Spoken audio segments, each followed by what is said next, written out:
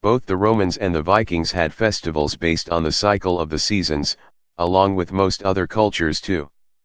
The idea of a midwinter festival to celebrate the fact that from here on in things got lighter and warmer was not unique to any one culture, but the Viking version seems very familiar to modern Christmas. In fact, there is some pretty good evidence that the Christians adopted a lot of the pagan festivals, not just Christmas, in order to ease the transition for people from one religion to another. The Viking Yule started on the 21st of December and lasted for 12 days, seem familiar? Well, there were a few other things about Yule that seem oddly familiar too. To the Vikings it represented the promise of life, that even in the midst of winter at the death of the year there was still a seed of life to begin the new cycle. As the evergreen trees were so revered, at Yule they would be decorated with small carvings and gifts for the spirits of the trees and plants to encourage them to come back soon and start the new spring. Decorating evergreen trees did not stop with the Vikings though.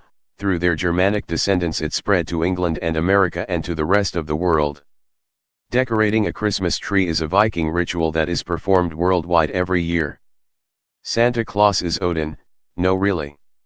At the end of the Yule feast, Viking children would leave a boot full of straw on the hearth of their house for Odin's eight-legged horse Sleipnir. Odin, in return for the gift for his horse, would refill the boots with toys and sweet treats, small cakes and fruit. Odin was also the lord of Alfheim, the land of the elves. A big bearded man who lives somewhere in the frozen north, with an army of elves as helpers, filling hearth-placed footwear with presents for children at the end of a midwinter festival. Pretty similar to jolly old Santa. Wonder where he keeps his battle axe these days?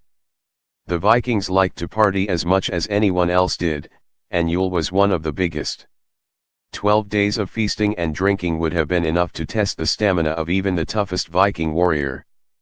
Because it would have been so cold outside and the sea was not too safe for sailing, Viking winter activities would have been mostly indoor. Yule would have offered a rare chance in the cold winter months for large gatherings, for competitions and games, and for making plans for the summer. A great deal of fun combined with a great deal of games, food, drink, and talking about the future. Seems just like modern Christmas. In the early years of Christianity, Easter was the main holiday. The birth of Jesus was not celebrated. In the 4th century, church officials decided to institute the birth of Jesus as a holiday. Unfortunately, the Bible does not mention date for his birth, a fact Puritans later pointed out in order to deny the legitimacy of the celebration. Although some evidence suggests that his birth may have occurred in the spring, why would shepherds be herding in the middle of winter? Pope Julius I chose December 25. It is commonly believed that the Church chose this date in an effort to adopt and absorb the traditions of the pagan Saturnalia festival. First called the Feast of the Nativity, the custom spread to Egypt by 432 and to England by the end of the 6th century. By the end of the 8th century, the celebration of Christmas had spread all the way to Scandinavia. Today, in the Greek and Russian Orthodox churches, Christmas is celebrated 13 days after the 25th, which is also referred to as the Epiphany or Three Kings Day. Seems like Christians stole most of their religion from New Age spirituality. What is considered New Age is actually older than the Christian religion by a lot.